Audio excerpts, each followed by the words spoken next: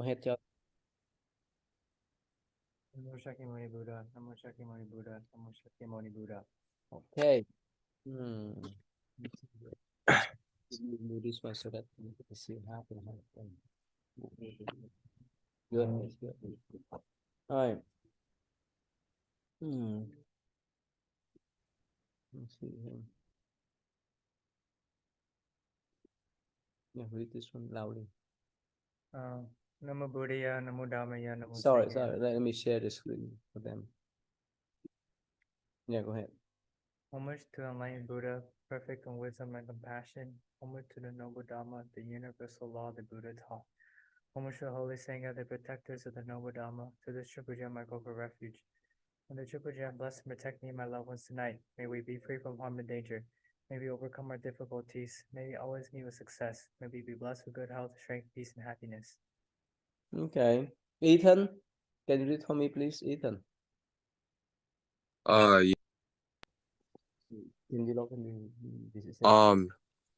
May my parents, brothers, sisters, teachers, friends, and relatives be well and happy.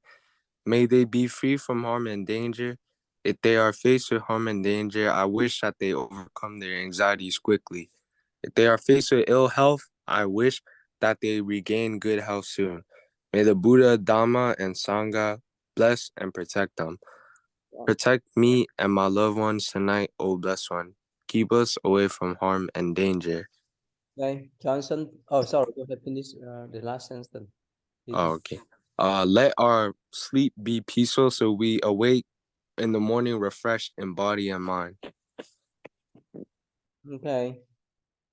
Johnson. Johnson, next one, please. Okay. If I have strayed from the true path, may I never do so again.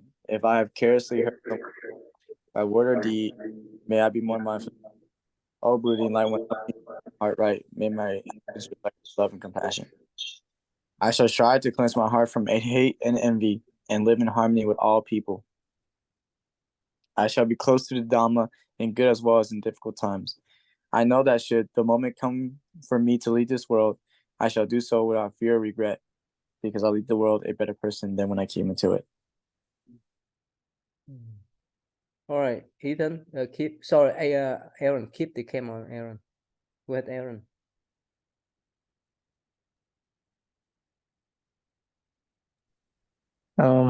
Whatever wrong one may do to me, may be compassionate and forgive and bear no hatred in my heart. I shall bear in mind, be grateful for the acts of love and consideration shown to me, no matter how small they appear to be. For those I love and those who love me, may this life be a blessing and a source of happiness to all beings. Namo Buddhaya. I would like to share the merits I have gathered today, as well in the past with the devils. May they rejoice in these merits and keep an eye on me and my loved ones. I would also like to transfer these merits to my departed relatives and friends. Wherever they are, may they be free from suffering and be happy. Okay. All right, let's move on to the next this story here. Johnson, remember the story that we learned last week? Remember, Johnson? Oh, I wasn't here last week, though. So you were not here? Okay. Go ahead, read this one. Go ahead.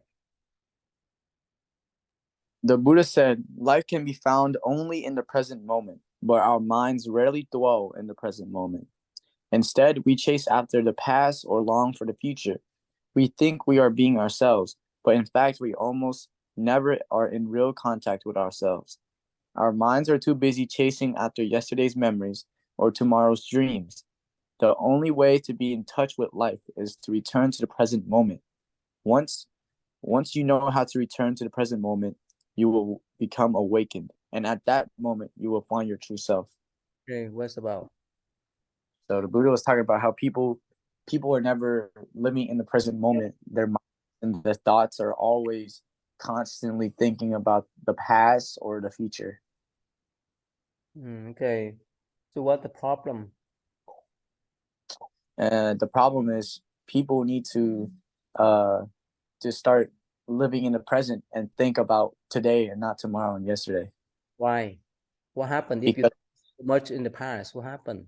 you think too much about the past, then you will be very anxious and suffer. Why? When you think remember something in the past, what happened to your mind? It makes your mind very negative because you keep thinking about it. You can't change it. Mm-hmm. Ethan, what happened if your mind think all the things about future? What happened, Ethan?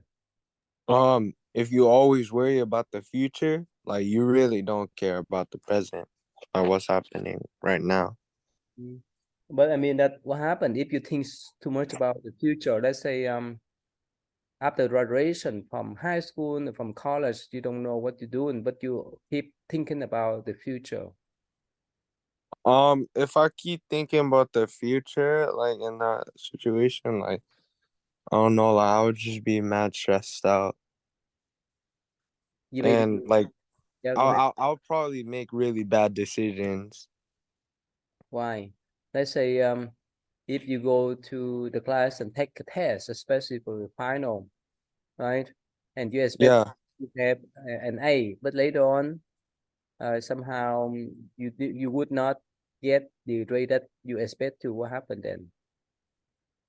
Um, my Yeah. reaction to that, Yeah. I think I would just let it go because it already happened. Like I can't fix the grade. No, no, I mean that if you expect to have a good grade when you taking the test, is that good? Is that healthy? Um, I mean, yeah, I guess. Really? Aaron? Yeah, because having good grades is good. No, I mean that if you expect yourself to have a good grade before you Oh to yeah. test, is that healthy or unhealthy? Um, that would be unhealthy. Healthy or unhealthy? Unhealthy. Why? Well, it's not good to expect to have good grade before you do taking the test. Why? Because when you think too much that something is gonna happen, something else is probably gonna happen. Mm-hmm. Okay, so what happens if you have so much expectation about your grade? If you have much expectation about your future job, and if things uh, would not come in the way that you expect to, what happened to you then? Ethan, you first grade, right, Ethan? Yes. Mm-hmm. All right. Yeah, go ahead, Ethan. You read this one here, Ethan. Look at these tender leaves caressed by the sunlight. Have you ever looked at the green of the leaves with a serene and awakened heart? The shade of green is one of the wonders of life. If you have never really looked at it, please do so now. What's about? Um, so the person describing the leaves is saying that basically they are one of the wonders of the world and they are very important to how life functions. Actually, that's the Buddha. The Buddha told the monks. Oh yeah. Let's say right now in Boston, it's pretty cold, it's pretty cool or hot. Okay. Um it's always like around 60 degrees right now. Okay. So you walk around a lot. Yeah, Around I can you walk around a lot. yeah. So you enjoy to walk around or just stay home. I like to go outside a lot. Yeah. Yeah, to look at the nature, right? Right. Yeah. Okay. Go ahead, Aaron. You read the next one, next Aaron. The young The man. young men grew very quiet. With their eyes following the Buddha's pointing finger, each of them looked at the green leaves gently, swaying in the afternoon breeze. A moment later, the Buddha turned to the youth sitting on his right and said, I see you have a flute. Please play something for us. Okay.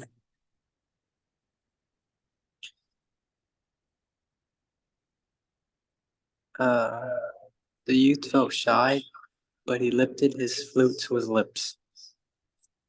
Okay. So the Buddha asked you to play the flute, right? Go ahead, Johnson.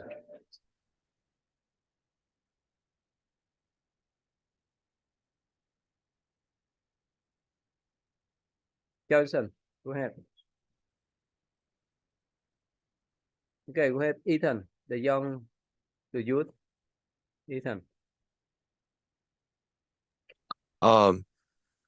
The youth felt shy, but he lifted his flute to his lips and began to play. Everyone listened attentively. The flute sound was like the lamenting cry of a disappointing lover. The Buddha's eyes did not waver from the young man playing the flute. When he finished his song, sadness seemed to veil the afternoon forest. So no one spoke until suddenly the young man held his flute out to the Buddha and said, "Respected monk, please play for us." Then what's about? The Buddha asked a young monk to play his flute, and all the other monks paid attention to what song he was playing. And then the young monk asked if the Buddha could play the flute. When you're happy, you know how to play piano, Ethan? Yeah, a little. So when you're Yeah. happy, is that different from when you sad? When you play a piano, is that different? Yeah. How Yes. how the song is different when you have sadness and we have happiness? How is different? Like when I'm happy, the way I play, like I think I play it like more joyful. When I'm sad, like I don't know, like the way I play is kind of like sloppy and not good. Okay. So is that because of your mind or because someone control you? I think it's because of my mind. So you have the power to control your mind, right? Yeah. So when you sad, right, you will express yourself outwardly, right? But when you're happy, you express yourself in happy way too, right? Mm-hmm. Johnson, are you there, Johnson? Yes, Ty. Go ahead. The next one, please. Where at? The Buddha smile. The Buddha smiled as several of the young men burst out laughing, taking their friend for a real fool. Whoever heard of a monk playing the flute? But to their surprise, the Buddha took the flute in his hands. The young men all turned their eyes to the Buddha, unable to mask their curiosity. The Buddha took several deep breaths and then raised the flute to his lips. Okay. What happened then? So several people started like bursting out laughing, saying, "Oh, what monk plays a flute?" And the Buddha decided to, he took the flute and then he raised it up to his lips, and they were all in awe, like they were all curious of what was about to happen next. Could you imagine that the Buddha play the flute? I can. I think I can imagine that a little bit. Okay. Go ahead, Aaron, please.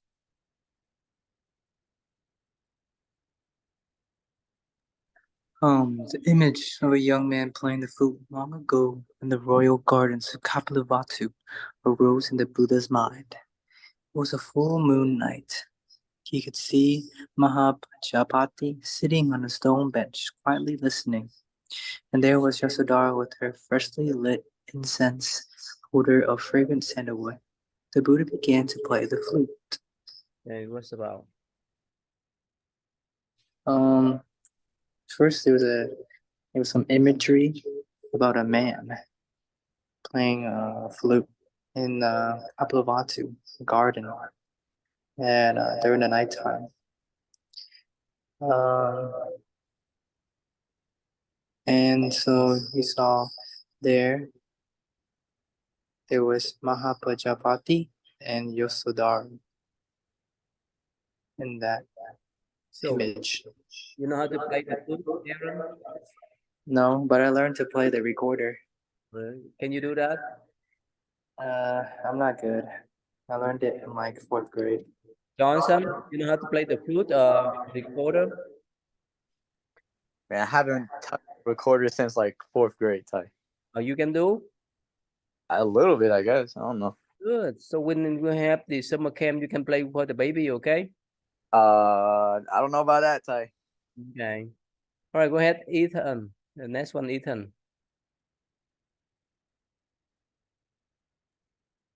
The sound was as delicate as a thin strand of smoke curling gently from the roof of a simple dwelling outside of Kapilavatthu at the hour of the evening meal. Slowly, the thin strand expanded across space like a gathering of clouds, which in turn transformed into a thousand petal lotus, each petal a different shimmering color. It seemed that one flutist had suddenly become 10,000 flutists, and all the wonder of the universe had been transformed into sounds of a thousand colors and forms, sounds as light as a breeze and quick as the pattering of rain, clear as a crane flying overhead, intimate as a lullaby, bright as a shining jewel, and as subtle of the smile of one who has transcended all thoughts of gain and loss. The birds of the forest stopped singing in order to listen to the sublime music, and even the breezes ceased rustling the leaves. The forest was enveloped in an atmosphere of total peace, serenity, and wonder. Just The stop. young men, Stop there. Summarize. Yeah.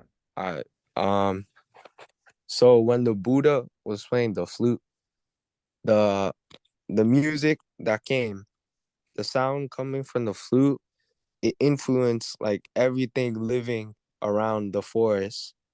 So it sounded like only one person was playing the flute, but then the sound, it sounded like a lot more than that. And like basically everything in the forest like stopped to listen to the sound that the Buddha made for the flute. Huh? Nobody? Okay. Yeah. Hmm.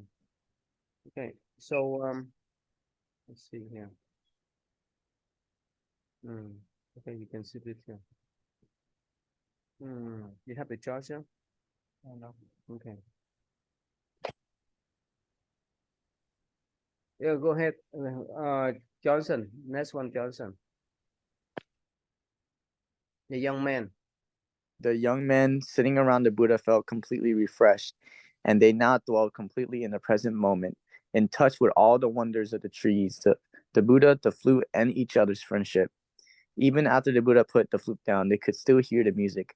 Not one of the young men thought about the young woman or the jewels she had stolen. Okay, what's about? So they were like so completely dwelled in the present moment when the Buddha played the flute and everything, and that they just didn't think about the young woman or anything that she stole. Okay, actually, this is the young man. He chased after the young woman, because the young woman stole his jewel. That's what happened. You have the charger? No. No charger. Okay, go ahead. Oh. No one. No one spoke for a long while. Then the young man to whom the flute belonged asked the Buddha, Master, you play so wonderfully. I've never heard anyone who could play so well. Who did you study with? Would you accept me as your student so I could learn the flute from you? Um, the man was impressed, and he wanted to learn from the Buddha to play the flute. So remember any moment that you really in tune with your friends, with your body, with your games, with the land team, land dance, so forth. You really in tune and forget everything. Remember that moment? What's Yes. that? Maybe having fun. No, when with the land team, the Yeah. land dance, or with your body, Yes. you talk and talk Yeah, and then on for the whole Sunday- night. Oh no, during the day, on the Sunday, What else? and performances. About basketball. You really in tune with that. We You have forget the played date for and times. basketball. So Johnson, remember that moment, Johnson? Wait, what moment, Ty? The moment that you really in tune with the dragon dance or lion dance or the basketball, or you talk with your body that you forget the times. Remember that moment? Oh, the moment when I'm really in the zone. Mm-hmm. Yeah, I remember, Ty. What happened? Um, I think it was during one of the Dragon Dance performances, and it was not during the last one. Uh, when I was just super nervous, like very, very nervous, and I honestly I had to really just focus and go out there and do it. So when I did it, it was almost like my mind was complete calmness. Like I didn't think about anything else, but that I had to do this Dragon Dance very perfectly and not mess up. So, like everything was quiet. Like I just when I was done, it was so quick. It was like 1 second, one snap, and I was done. I was like, wow, okay.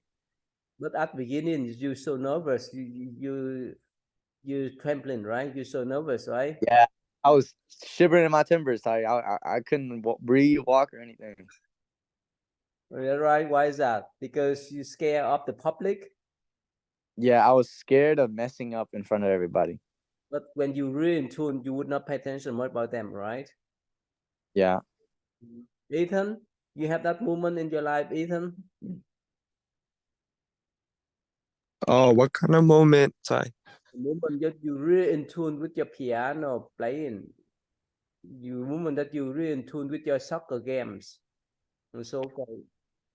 Oh, like in tune in my soccer game? Yeah. How? How was that?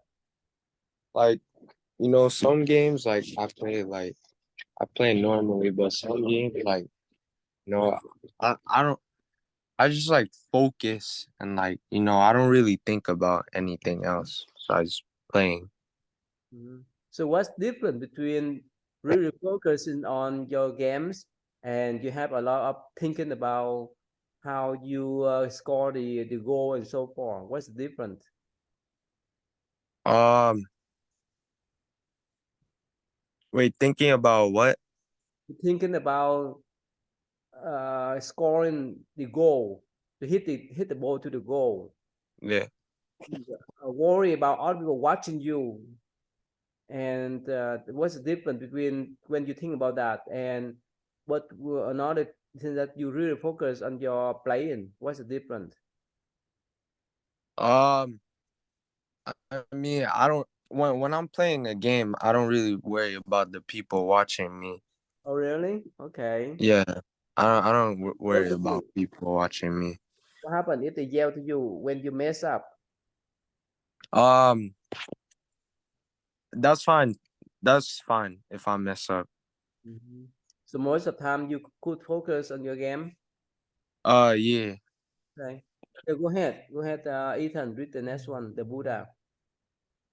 The Buddha smiled and he said, "I learned how to play the flute when I was a boy, but I have not played in nearly 7 years. My sound, however, is it better than it was before. How can that be, master? How can your playing have improved if you haven't practiced in 7 years? Playing the flute does not depend solely on playing the flute. Now I play better than in the past because I have found my true self. You cannot reach lofty height in art if you do not first discover the unsurpassable beauty in your own heart.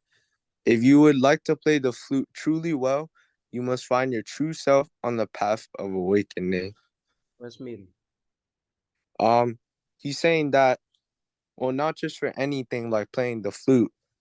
If you want to do something with heart, you gotta find like what you find valuable in yourself.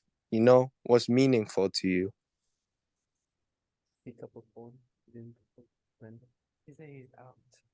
Okay. So basically, whenever you really focus your mind, right, you may start it much better, right? Is that Yes. you go ahead, Aaron? Buddha. The Buddha explained the path to liberation, the Four Noble Truths, and the Noble Eightfold Path. The young men listened intently, and when the Buddha was finished speaking, every one of them knelt down and asked to be accepted as a disciple. The Buddha ordained them all. He then instructed them to make their way to Isipatana and introduce themselves to the Bhikkhu Pandana, who would give them guidance in the practice of the way. The Buddha told them he would see them again before long. It was not. So then the Buddha explained them the teachings, and then after they listened, they wanted to be accepted as the Buddha's disciples. Yeah, they want to become Buddhist monk too. Yes. Mm-hmm. Yeah. Okay, Johnson. Next one, Johnson. That night, the Buddha slept alone in the forest. The next morning, he crossed the Ganga and headed east. He wanted to visit the children of Uruvela before making his way to Rajagaha to see King Bimbisara. So the Buddha, this was about the Buddha sleeping in the forest for one night and waking up to cross the Ganga and heading east so that he could visit the children of Uruvela and Rajagaha to see King Bimbisara. So Johnson, one day you want to try to stay in the forest in corner by yourself for a whole day? Aaron knows that I can't stay in the dark by myself, Ty. So it doesn't work. No. So your body, Aaron, can handle that. What about you? Yeah, he can handle it, and then he's just gonna disappear, and we're never gonna see him again. Really? How about you? I can't do it, Ty. You scared? You scared of being alone?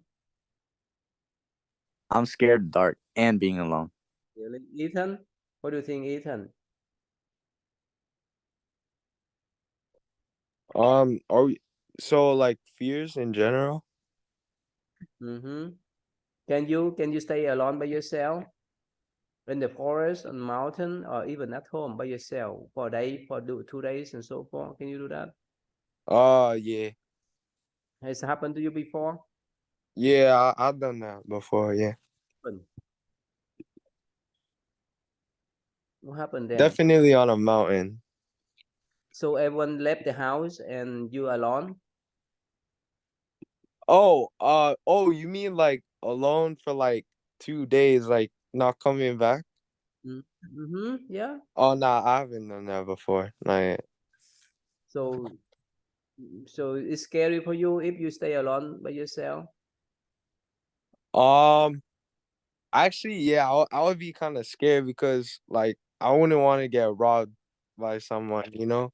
Because if they know there's only one person in the house, then they would probably try to rob me. Really? Yeah. But if you live in a secure place, if you live in the safe neighborhood, no one could break in your house then, right? Yeah, maybe. Did someone break in your house before? Nah. Never, right? Okay, go ahead, Aaron. Move in mind. Two men were arguing about a flag flapping in the wind. It's the wind that is really moving, stated the first one. No, it is a flag that is moving, attended the second one. A Zen master who happened to be walking by overheard the debate and interrupted them. Neither the flag nor the wind is moving. He said, "It's the mind that moves." You read this before, right? The video? I watched the Yeah. video. What's about? Tell them. What's about? It's about two people were arguing about whether a flag was moving or whether the wind was moving. And then a Zen master told them, no, it's your mind that's moving. Really? Can you give another example, similar example? My example is, Like the car running. yeah, Okay. What happened then? The car running, or the earth running, or your mind is running? Which one? your mind. Yeah, but the car driving. They people drive the car back and forth. But your mind tell you that. Why? It's about perception. Really? Okay. All right. Let's see here. All right, Johnson. I have this short video clip. You can summarize for them, okay, Johnson? Johnson, are you ready? Yes, Ty.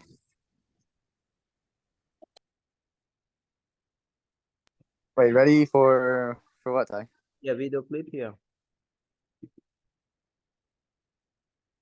So, of course, recovering gamblers want people to know that there is a dark side. Oh, naturally. Can you hear? Johnson, can you hear? I can hear it, yes, but I can't see it. Right, but resources are out there to help the problem and those who might be nervous about seeing gambling come into our state because they've kind of left this problem or addiction in the past. Kylie talked with a former sports gambler who says he turned his life around and wants others to know that they're not alone in this. When I first started, it was fun. Steve Feinberg got hooked at 15. I was an active, compulsive gambler for the better part of 20 years. He started playing cards, but things escalated fast. It seemed innocuous at the start, but pretty soon it seems hopeless. The losses added up quickly, well into the six figures. The massive debt wasn't Feinberg's only problem. What I didn't really consider was that I lost myself and all those values that I'd learned as a kid. They kind of went by the wayside because all I cared about was finding a way to make that next bet. He bet on any sport or game. It consumed his life. In the process, he alienated family, friends, and coworkers. I was scared. I really was. I felt so isolated. I felt so alone. I felt as though my life was out of control. Feinberg knows many people can gamble responsibly. But if you can't stop, if you're chasing a loss, then chances are you have a problem. For those addicted to sports gambling, seeing ads like this plastered all over social media can certainly be a trigger. But there is help out there in a variety of different ways. But with sports wagering, things are just going to get bigger. Elise Mickelson heads up Arizona's division of problem gambling. We've had programs in place for a long time for gamblers. Mickelson wants people to know about the resources available, including subsidized counseling for gambling addicts. Most people that find their way to treatment are experiencing great financial difficulties. We want to make sure everyone knows that they can still receive our services. There's also a 24-hour helpline, plus this unique option. So a person can ban themselves from participating in sports wagering and fantasy sports. They sign up on our list for 1, 5, or 10 years, and that prohibits them from participating. Okay, Feinberg found help decades ago with Gamblers Anonymous. they're both a year old. Years later, he ended up hitting the jackpot, just not the way he expected. I'm living an amazing life. I'm 69 years old. I've had a great career, a great family. I have everything I could possibly want. And when I was gambling, I kept dreaming about these things that I wanted, and I got none of them. Okay, Johnson, what's about Johnson? Well, this video was about people gambling, Ty. Okay, summarize the story. I was lagging, so I couldn't really hear much. But when I came back, I heard that this one man won like a lot of money from gambling, and he basically like had everything he wanted. But he told us that when he was gambling, he didn't get anything that he really wanted. So what's the problem of gambling addiction? What's happened then? Gambling addiction is really risky, and it's just basically taking all your money away. Why? It's taking all your money away because it thinks that it gives you a chance. Like you think you have a chance to win something big, but in reality, you really don't, and you're just losing a lot of money in the process. So say that you never get rich when you do the gambling, right? Ethan, can you do the next one, please? Ethan, are you ready? I don't know. Like, my Zoom been lagging for a minute. That's probably why I keep like responding a little late. No. I mean that. Can you summarize this one for me? Yeah. Yeah, that's okay.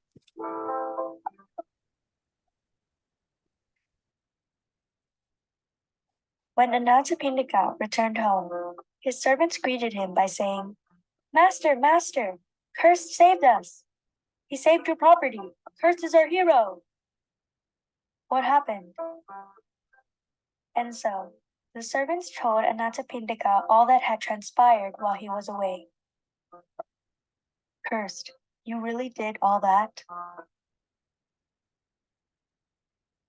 This is the trusty guardian of my house, whom you wanted me to get rid of? If I had taken your advice and gotten rid of him, I would be a poor beggar today.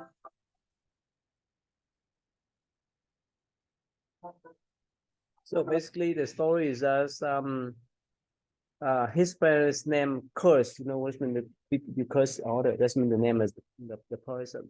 So everyone stay away from him because he has a name of curse. But his best friend took him in and let him to work for him. And one day, the thieves came to the house. They want to ransack the house, but curse somehow he tries some ways to scare them away. That's why his best friend come back and praise him. You should understand, a person is not judged based on their name, but rather by their thoughts, speech, and action. We should all look past a person's name and see what they have inside their hearts. We should all anumotana and rejoice with what Cursed has accomplished here. Anumotana. Anumotana, Anumotana, Anumotana, Anumotana, Anumotana. And with that, Anathapindika raised Cursed wages. Anathapindika, thinking this was a good story, decided to go to the Buddha. Anathapindika, what brings you to me on this day? My lord, I have an interesting story to tell you. And thus, Anathapindika told the Buddha what had happened. This is not the first time, Anathapindika, that a man named Cursed has saved his friend's wealth from robbers. This has also happened in the past. My lord, I humbly request for you to tell me the story of the past.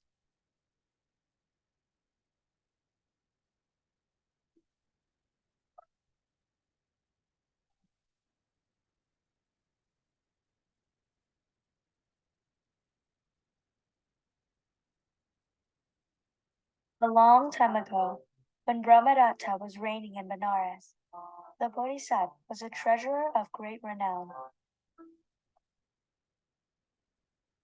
He also had a childhood friend named Cursed, just like in the previous story.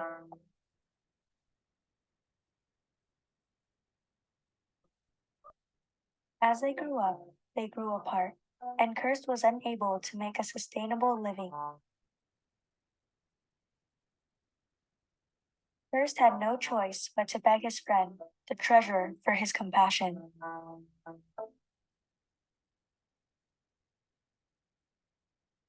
Cursed was given a job, but he was looked down upon due to his name.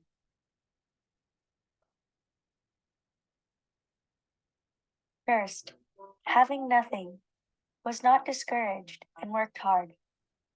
He did not have an ego and was willing to do any and every job.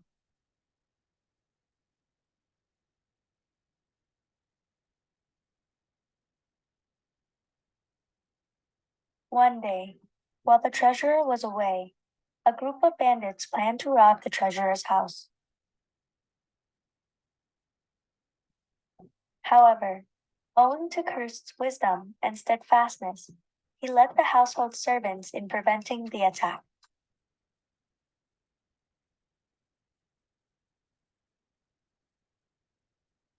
The bandits gave up on their attack and decided to flee.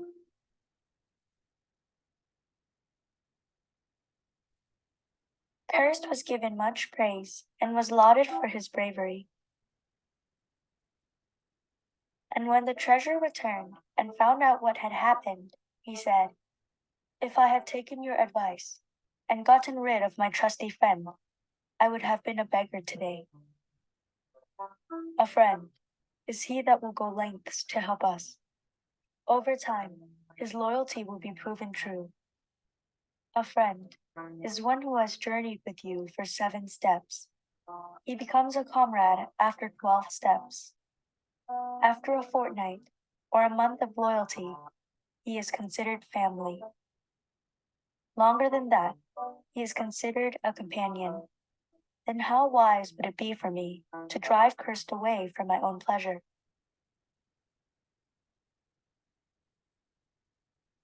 And thus, the Buddha concluded the Chataka by saying, in those days, cursed was none other than Ananda, and I myself was the treasurer of Benares. What did you learn from this story? Let us know in the comments. Ethan, what's about Ethan?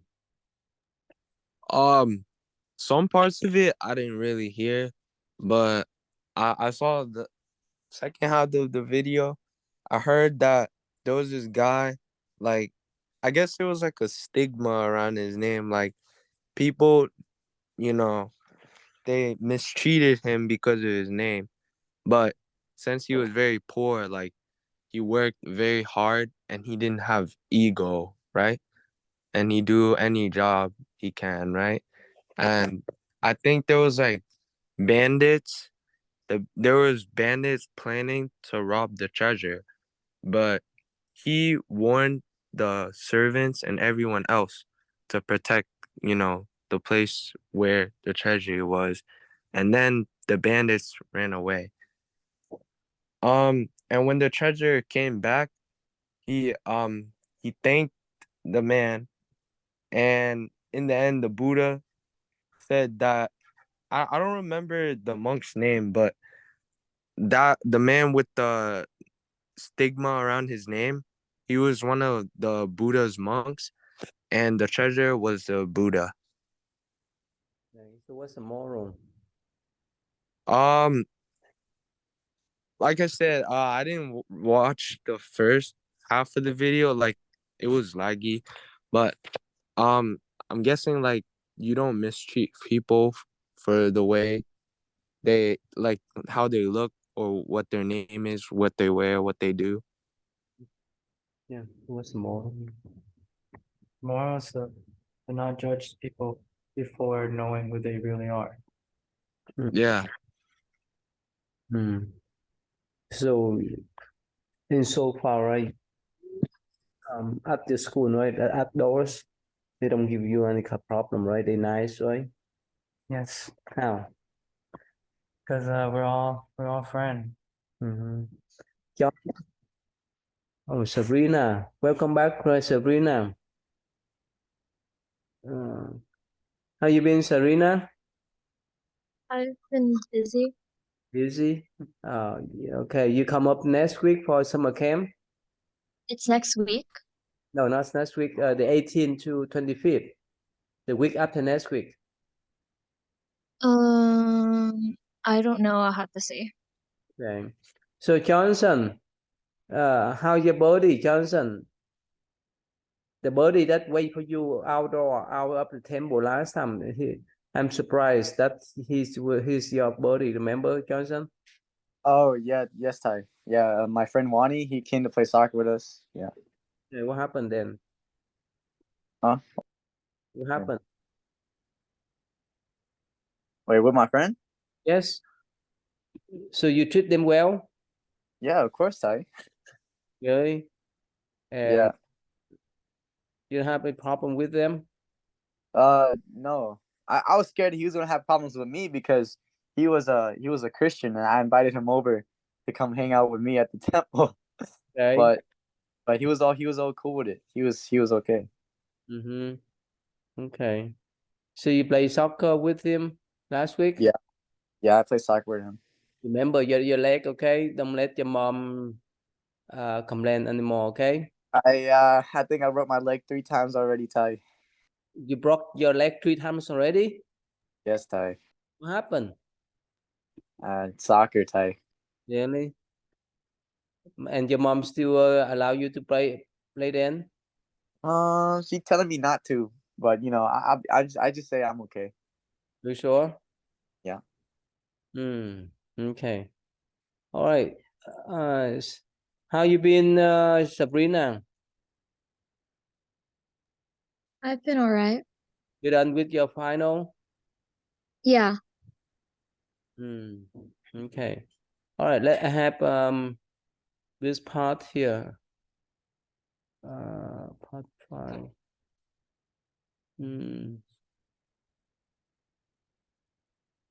Yeah, since you came a little bit late, let me find out different one for you to read to watch and. Okay, here. So Sabrina, I have a short video clip for you to watch for me, okay? Can you summarize for me, okay, Sabrina? Okay. Good. Where Victor and Kelly, we have missed them for a while. You see them? Okay. All right. So you summarize this one for me, okay, Serena? Okay.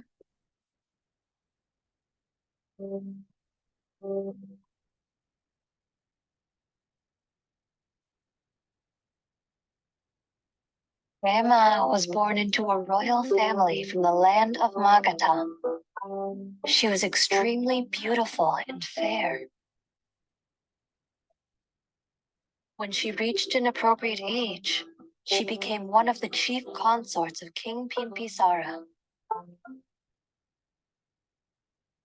King Bimbisara was a Sotapanna, a stream enterer, and a dedicated Buddhist.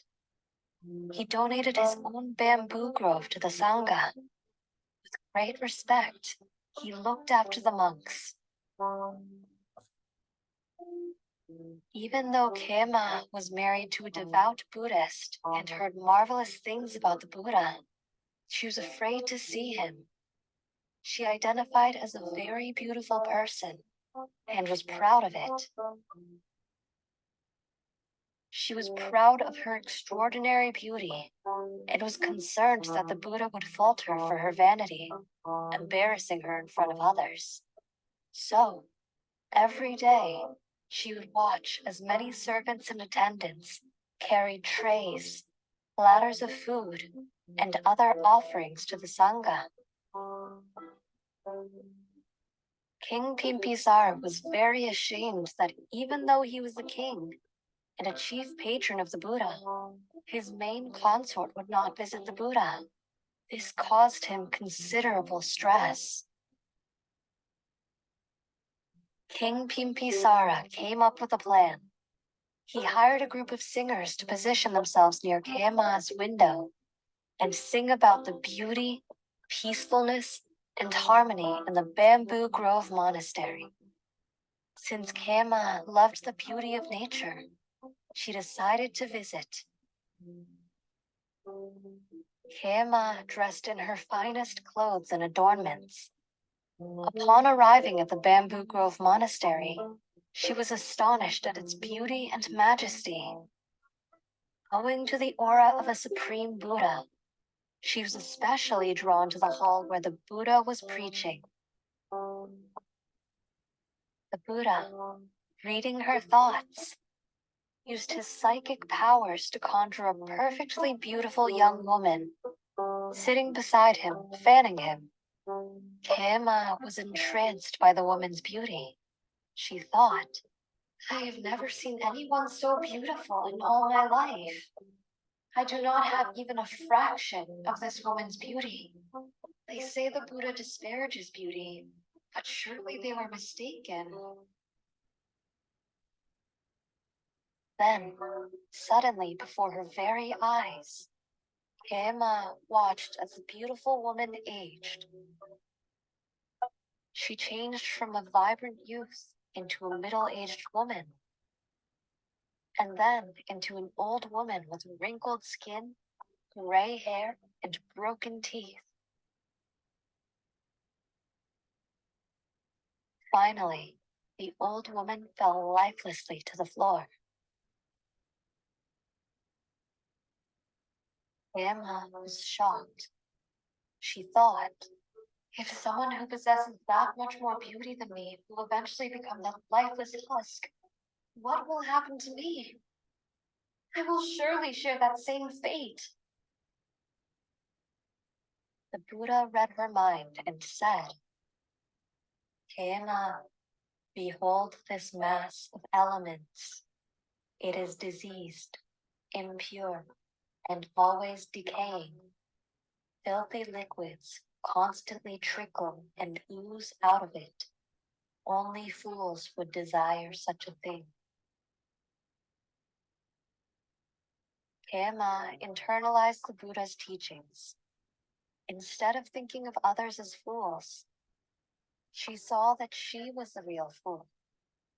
All this time, she considered her body to be pure, beautiful, and desirable. But now, she acknowledged that she had personal evidence of how dirty her body really was. Each and every day, she had to clean it and dispose of the waste that came out of it. Yet, until now, she chose to ignore this truth and pretend that her body was pure, precious, and desirable. She released her attachment to that fallacy and accepted the obvious truth that she had already known. This release established her as a Sotapanna. The Buddha, sensing that she had become a Sotapanna, but knowing that she had the potential for further enlightenment, continued his sermon. He said, "The wise will cut off their attachments to lust and become indifferent to the pleasures they have renounced." Kema further internalized this teaching. Her desires did not lead to true pleasure. They led to suffering. Nothing that she desired was permanent. Nothing that she desired led purely to pleasure. Everything included suffering. Nothing that she desired was truly under her power to control. Therefore, attachment to desires would lead her not to pleasure, but to true suffering. With this understanding, she released all desires and became an Arahant, a fully liberated being. Kema, now an Arahant, had unlocked her full potential and spiritual prowess she developed over many lives. With her new abilities unlocked, she used her wisdom to discern that despite being an Arahant, she would not die immediately if she did not ordain. She returned to King Bimpisara and told him that she had now become an Arahant after hearing the Buddha's sermons. King Bimpisara was very happy for her and gave her permission to join the order of nuns. Kema returned to the order of nuns and received a proper ordination from both the Sangha of monks and the Sangha of nuns.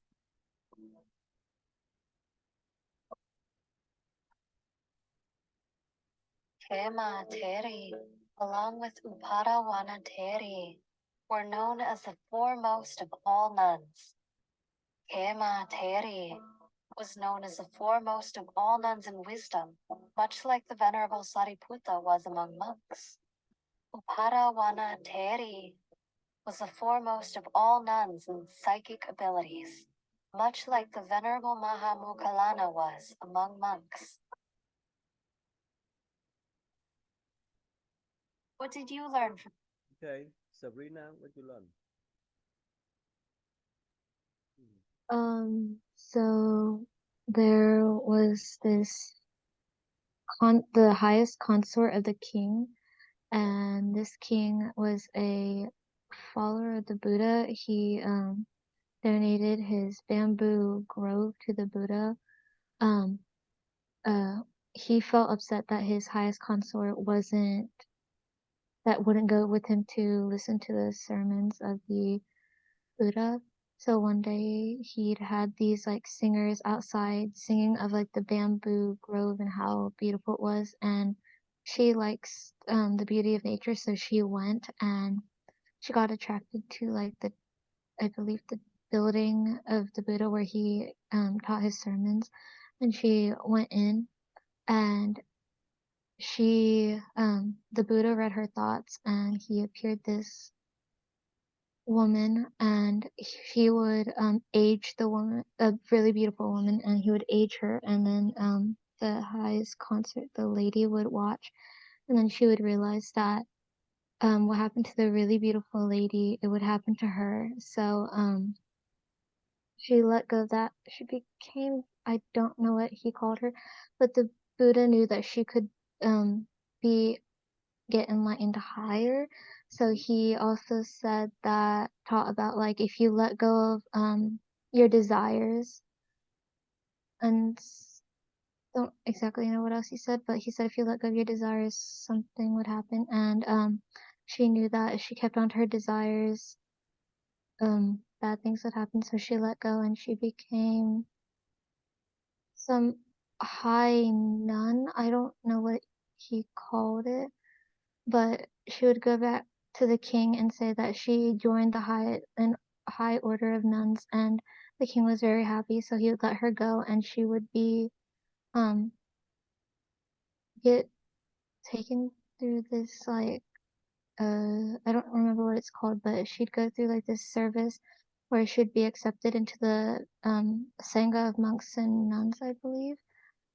And then she and someone else would be the high four nuns, I think, and then one of them would be the highest of wisdom, the other of psychic abilities. That's yeah. What more? Tomorrow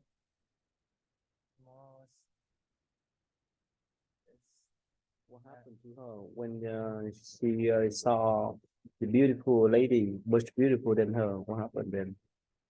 I guess it's kind of say like, oh, that lady, she aged, she got old, and she got, yeah, it didn't look, it wasn't the same. She didn't look the same. So I think the moral is like, I guess attachment to those things, or it's kind of like impermanent attachment to those, like things like beauty. So Johnson, can you be handsome forever, Johnson?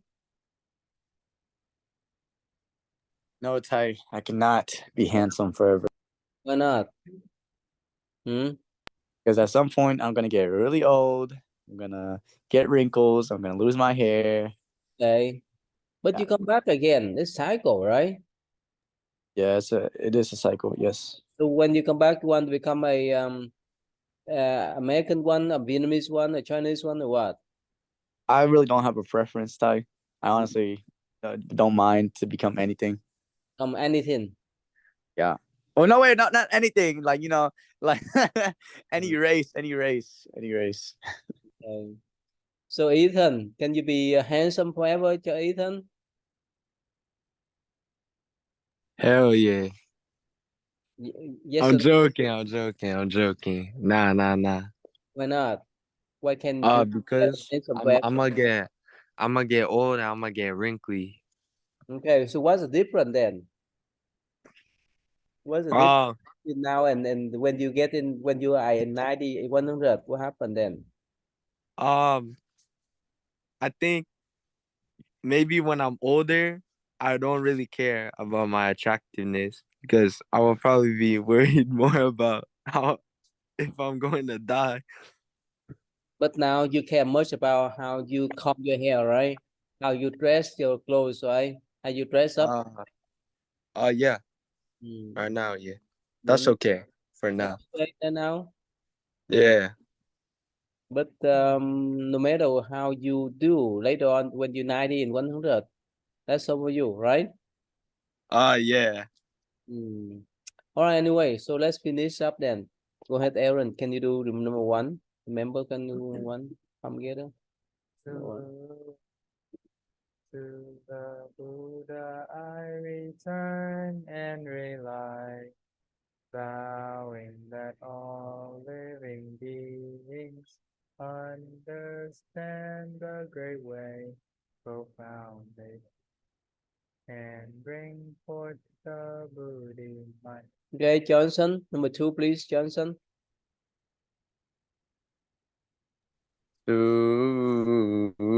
To the Dharma I return and rely, vowing that all living beings deeply enter the sutra treasury and have wisdom like the sea. Okay, Ethan. Number three, please, Ethan. To The Sangha I return and rely, vowing that all living beings form together a great assembly, one in all in harmony. Okay, Sabrina, can you say may I please, Sabrina? May I be safe. May be safe. May I be happy. May I be happy. And may I have fun this weekend.